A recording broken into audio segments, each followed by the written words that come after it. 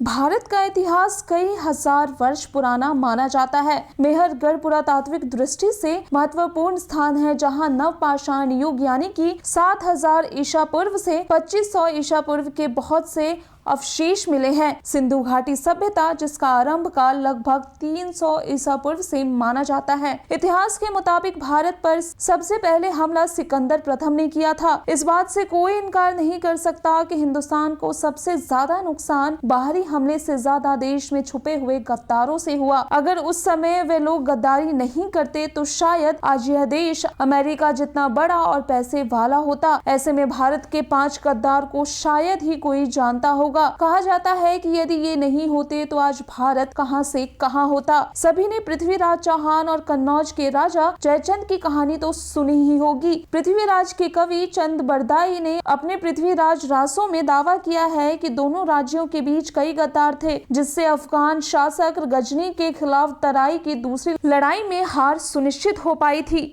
पृथ्वीराज चौहान और राजा जयचंद की दुश्मनी बहुत पुरानी थी। जयचंद ने मोहम्मद गौरी के साथ मिलकर पृथ्वीराज से गद्दारी की थी और दिल्ली की सत्ता हासिल करने के लिए मोहम्मद गौरी का साथ दिया और साथ मिलकर पृथ्वीराज को हरा दिया, जिसके बाद भारत पर इस्लामिक आक्रमणकारियों का शासन हो गया। ब्रिटिश शासन के दौरान प्लासी की लड़ाई में मीर जाफर ने अपने ही राजा सिराजुद्दौला को धोखा देकर अंग्रेजों की मदद की थी, जिसकी वजह से भारत में अंग्रेजों को रहने का मौका मिल गया। प्लासी की युद्ध के बाद ही भारत में ब्रिटिश राज की स्थापना की शुरुआत हुई थी। हालांकि अंग्रेजों ने हिंदुस्तान के इस गद्दार को सजा देते हुए मीर कासिम का सहारा लेकर मीर जाफर को मार दिया था।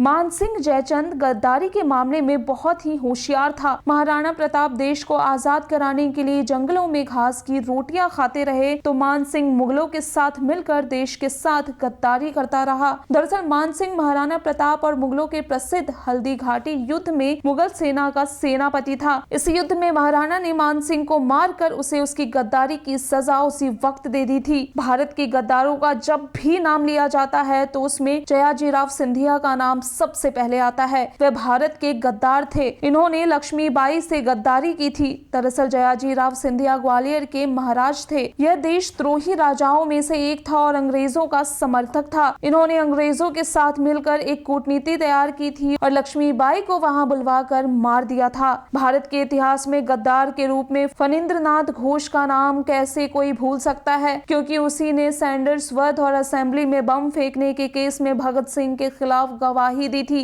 वो फणींद्रनाथ घोष ही था जिसकी गवाही की वजह से भगत सिंह, राजगुरु एवं सुखदेव को फांसी की सजा सुनाई गई थी। Bureau report, ABN news.